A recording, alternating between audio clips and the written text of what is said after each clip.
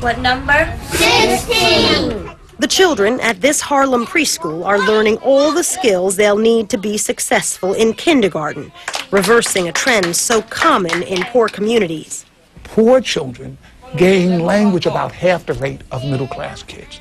By the time they enter kindergarten, they're already just thousands of words behind their peers.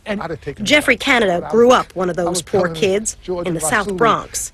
Now he's on a mission to level the academic playing field for children in Harlem.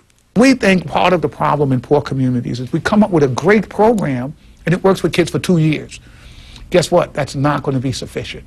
So Canada created the Harlem Children's Zone, where kids are surrounded with a series of programs, including baby classes, preschools, charter schools, after-school programs, and tutoring for college students. What are you learning about? It was hands-on learning when we visited the Promise Academy Charter School in the Harlem Children's Zone. So these are our fourth graders. These fourth graders have been in the zone's pipeline since birth.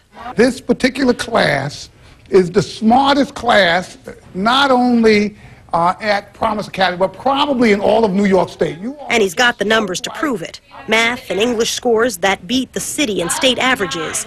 And a Harvard study that concludes these students have closed the black-white achievement gap.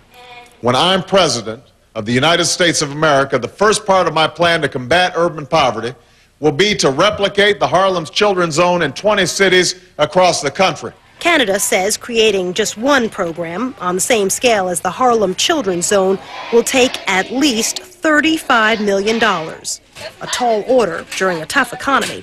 We think if you look at what the cost is not to do this well, these same communities, it's emergency room, it's special ed, it's jails and incarceration. It just doesn't make any sense. So you can front-end it or back-end it. That's exactly right. You're going to pay one way or the other. At least you end up with people who give you back more money than you've ever paid them.